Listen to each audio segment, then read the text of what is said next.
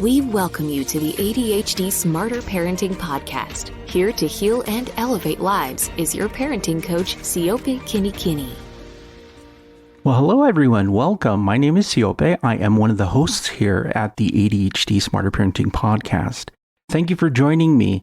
I'm really excited today because today we are going to be talking about effective consequences.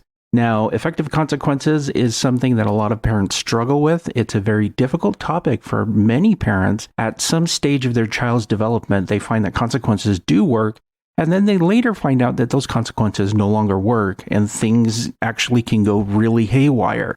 So today we're going to talk about what makes effective consequences work. Now, there are three specific topics that I want to cover during this podcast to help you as a parent know what to do and how to effectively use consequences while you are working with your children. So first off, what I want to cover in this podcast is how to view consequences. What is your perception of consequences and why that perception needs to change and be altered. Now, the second thing I want to cover in this podcast is what makes effective consequences work. Sometimes they work, sometimes they don't, but you as a parent can make them work every time if you are able to follow some simple steps. And then number three, why parents should balance out consequences with rewards. That is something that is essential. So a lot of parents think that, consequences is the end game. And that is what is going to teach the child to have better behavior, when in reality, there is a balance of where you can be more effective. Sometimes consequences are effective, sometimes they're not effective in order to bring about the change that you want as a parent. Now, this topic came about because of a conversation I had with a mother. I'm going to change her name and her daughter's name for their privacy, obviously. But during this conversation, we're going to call the mother Sarah, and her daughter is Skylar, who's 14 years old. Now, Sarah was talking to me about the difficulty she had with her daughter, Skylar, who is having problems coming home before curfew in their home. So she has set a curfew for her daughter, and her daughter always misses. And then when she tries to call her on her cell phone, her daughter doesn't pick up. Things end up being pretty haywire. Skylar will eventually come home. Sarah will be upset. She'll issue a consequence like you're grounded for a week. And the next day or 2 days later, Skylar's out hanging with her friends and again missing her curfew. So this cycle has been going on for a couple of months, and Sarah is at her wit's end. She's tried various things in order to provide a consequence for this negative behavior of curfew. Now, there are other issues that are happening in the home in relation to things that Sarah wanted to fix, but in working with her, this was the main issue that she wanted to focus on initially. So we are just going to focus in on this specific issue of curfew. Now, when I was speaking with Sarah, one of the things that I wanted to focus on with her is her view of consequences. So I asked her, what do you think consequences do for you and for your child? Now, Sarah said something really interesting. She said, consequences are the things that we do so kids change their behavior.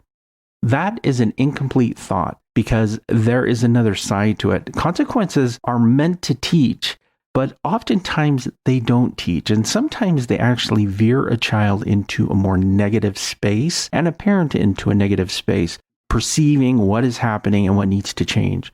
So in my discussion with Sarah, how do you view consequences? She had it as consequences bring about change and more positivity, whereas consequences, effective negative consequences, will do that, but consequences tend to have a more negative connotation to them, which makes it more difficult for you to see the positive and move over to the positive. Now, one example I gave to Sarah is that we provide consequences in society. So if someone breaks the law, a consequence may be that they have to go to jail.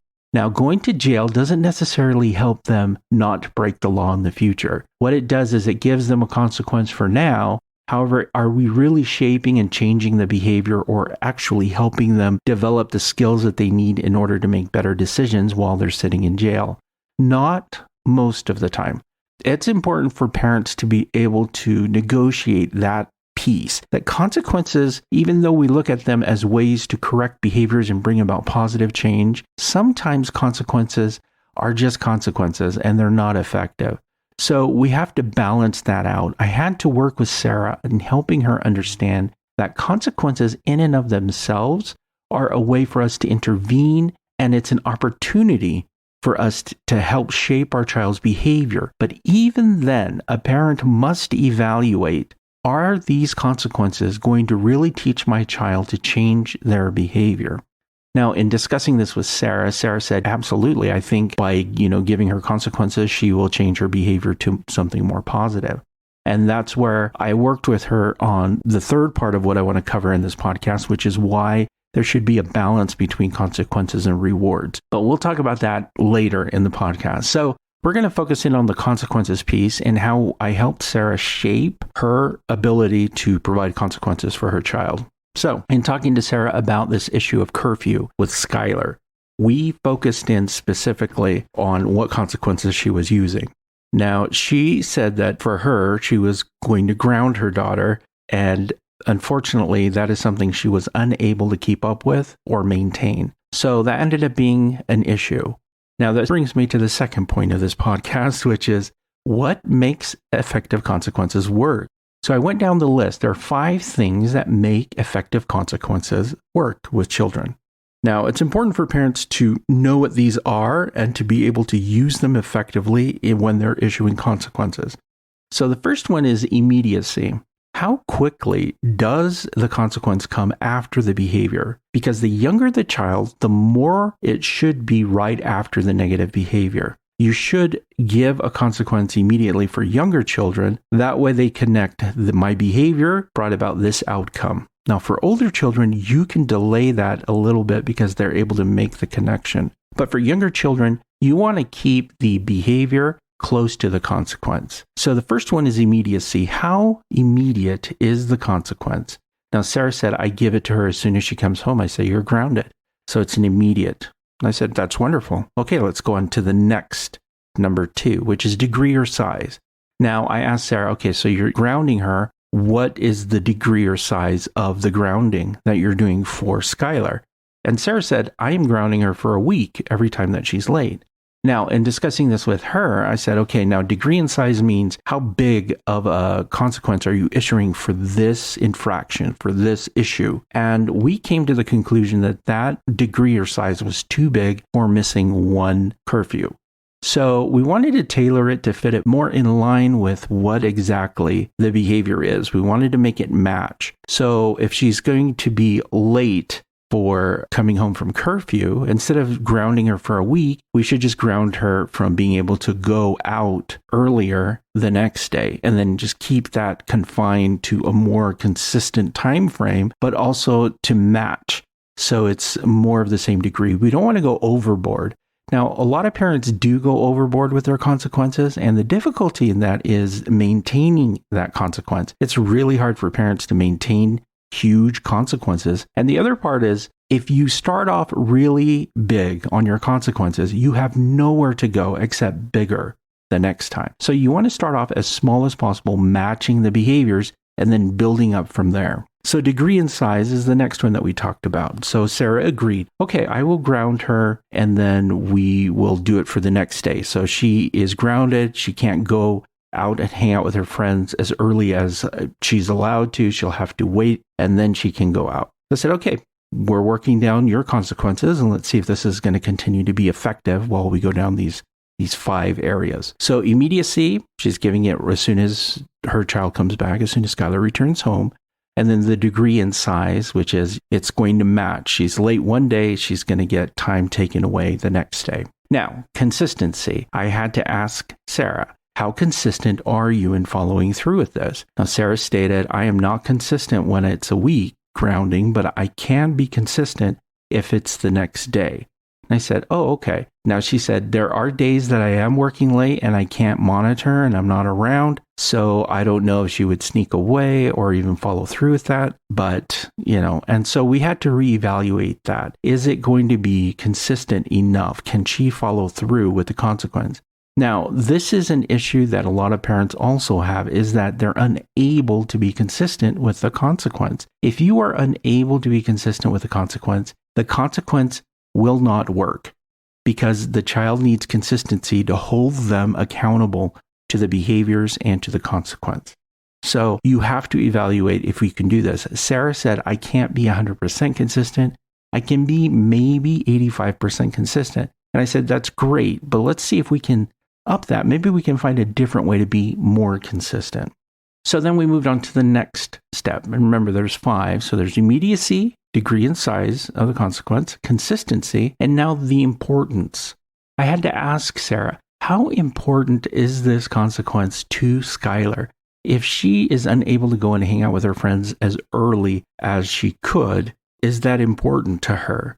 Now, Sarah said, yeah, it's important, but, she'll probably find other things to do and it won't be that important to her. And so we had to discuss and say, okay, if it's not important to her, then the consequence will be less effective. We have to find something that means something to her. So we evaluated that and I asked her, what are some things that are of value to Skylar? And Sarah said her phone is something that is very, very important to her. And I said, okay, well, if she can't hang out physically with her friends, is she on the phone with her friends? And Sarah said, yeah, she's on the phone with them and they're just talking and texting and whatever. And I said, well, okay, so that's probably not an effective consequence because she's still getting a benefit, even though she's not physically there, she's emotionally there and she's still communicating with them as if she were there. So let's evaluate whether or not this is a good consequence to use for this specific behavior for Skylar. So then we move down to the 5th one, which is varied. And I said, okay, can you vary this? Because this will work for now, and you need to find some additional things that you can add on when your child grows and things change, or say that she's okay with it. You need to have something to replace it. So can you vary this consequence? And so Sarah said, yeah, I can extend the grounding for even longer. I said, okay, now will that teach your child to not be late? And so we had this discussion. We went through the list, the 5 things that make effective consequences work, which are immediacy, degree and size, consistency, importance, and variation. Is it varied? And then we discussed if we implement consequences based off of these, will this change your child's behavior to what you want? Now, that is the key question all parents should be asking when thinking about the consequences that they are giving to their children. Is this consequence really going to teach them what I want them to do? Not what I don't want them to do, but what I want them to do. So with Sarah, she wanted her daughter to come home before curfew, just a few minutes before curfew or on time. So after discussion with Sarah said, I don't know if this is actually an effective consequence. So I said, okay, well, let's think of something else as we started to discuss more and more what might be more influential in helping to shape her behavior. So we actually came up with the thing that is important to Skylar, which is her phone. And we decided that the best way to approach this is to use a consequence in relation to her usage of her phone. So I asked Sarah some additional follow-up questions, and she already had a program on her phone to monitor her child's behaviors. And the app or the program is called Bark. If you're not familiar with Bark, it's an app a parent can have to monitor their child's online activity on their phone. And they can actually do a lot of things on there. They can view where the child has been, communications that are happening. They can also turn off access to certain things and block certain websites. So Bark is a great thing for parents to be able to monitor their children who are online. So she already has this. She's paying about $15 US for a monthly subscription of it, and she uses it in order to be sure her child is safe online. So I said, that's wonderful. Well, let's use that as a consequence, and let's see how well that works. And so we went through the 5 areas. Immediacy. Yeah, she can access her phone and limit what's going on whenever she wants. So immediacy is taken care of. Degree and size. Yeah, she can actually choose what things to limit on her child's phone if she does not follow through with the rules. Consistency. Yes, Sarah said, I can be consistent with that because I have my phone and I am checking it anyway, so I can just follow through and be sure that everything is in line and everything's in order. Especially if she breaks curfew, I can make adjustments as needed. Number 4, is it important to the child? Yes, Skylar loves her phone and loves communicating. And then does it vary? And so in talking to Sarah, she said, yes, I can actually be more creative in this because I can control a lot more than just a small portion of time. I can actually block certain messaging apps. I can limit her access to the internet. There are variations in what she can do to manage the behavior. So I talked to Sarah and said, okay, let's use that as the consequence. Because if we are to use this as an effective consequence, that it meets all of 5 of those criteria that makes effective consequences work, and it also is something that you can manage and that you can do and that is important to your child. And let's see, does this help her know that she needs to be home before curfew? And Sarah said, I absolutely think this is going to work because I feel like this is something that she's going to respond to, and it's something I can manage without really getting angry or upset if we just lay down the rules. She's late from coming home. This is going to happen, and it'll happen immediately. So she's aware. So Sarah said, I'm going to do that. Now, before Sarah left, that's where I had to sit her down and really have a good discussion with her about consequences. So this brings me to the third area that I wanted to cover in this podcast, which is why parents should balance out consequences and rewards. Now, consequences, as I mentioned before, are limited, and often parents feel that consequences are the thing that are going to change their child's behavior. However, consequences come with a lot of baggage. It's very negative. It can be negative in many ways for interaction with a child. It can damage a relationship. And so we want to balance that out with rewards. And the reason that I like parents to balance that out is if we can get a child to behave in the way that they should, or that they should follow rules according to rewards, there is benefit there. And there is synergy there with the child and the parent. When a child earns a reward from a parent, there is this connecting bond that is happening during that interaction where both parties are celebrating. The child is happy, the parent is happy. It's like, hey, you did this, and I'm happy to reward you for this. So let's make this a wonderful, wonderful thing. And you can see that by creating that environment, it's a very different way of changing the child's behavior, which can be more effective than simply giving your child consequences. So I sat down with Sarah and we had this discussion, okay? We've come up with consequences that are going to work with your child. However, what are some rewards if she does come home for curfew? What are some rewards that she can work towards in order to change her behavior? Because we want to teach our children to focus in on the positive things that they can gain by following through with the rules. So in discussing this with Sarah, I said, one of the beautiful things about effective consequences is that the same 5 elements that make consequences effective are the same elements that make rewards effective. Yep, you heard that right. The 5 things that make effective consequences work: immediacy, degree and size, consistency, importance, and variation, are the exact same 5 elements that you need for effective rewards to work. So effective rewards need to be immediate, they need to be the right degree and size, they need to be consistent, they need to be important, and they need to vary.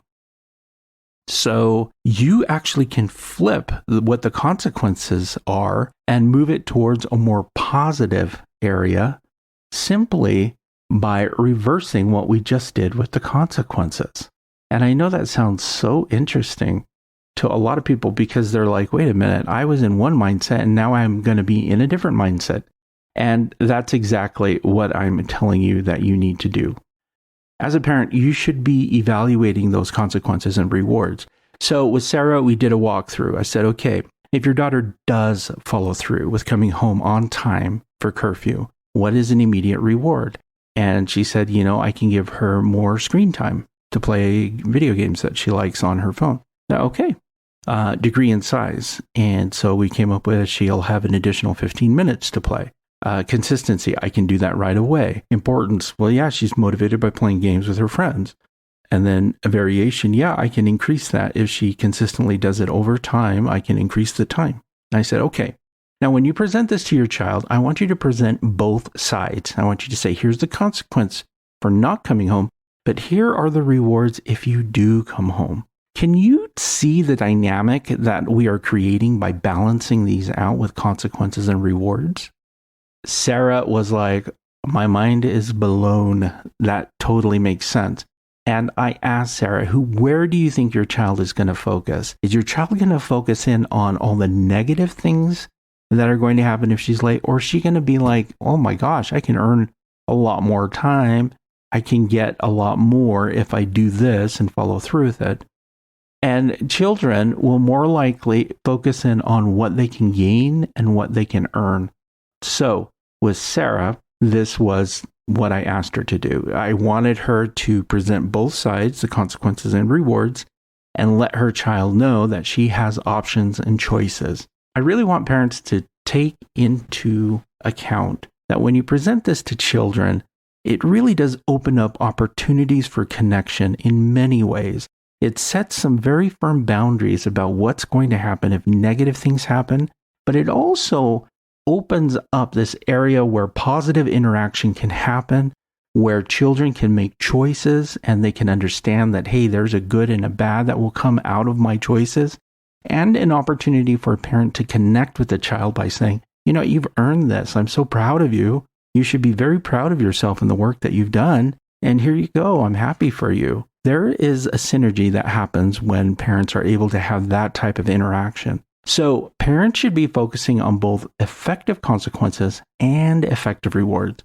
And remember, if you can memorize those 5 elements, immediacy, degree and size, consistency, importance, and variation, if you can memorize those for effective consequences, just remember it's the flip for effective rewards. It's exactly the same for effective rewards.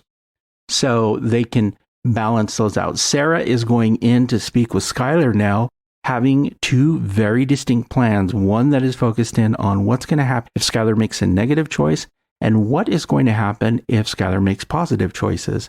And she's going to allow her child to make some choices, which is fantastic. And that's exactly what we want to do. Now, if you want to learn more about effective consequences, I highly suggest you jump over to the Smarter Parenting website. There is a lesson there, a video lesson that will walk you through this and guide you through what it is and explain it more in depth. There's also printouts there that you can print out and use with your child, and it'll help you. So jump over to the Smarter Parenting website, check out that resource. The video itself is not very long. I think it's about 6-7 minutes long, but it'll walk you through this whole process. All right. I'm hoping that you as parents are looking at ways that you can engage with your children in positive and also constructive ways that set up good boundaries, but also allow your children opportunities to grow. That's it from me, and I will talk to you again next time. Have a great day.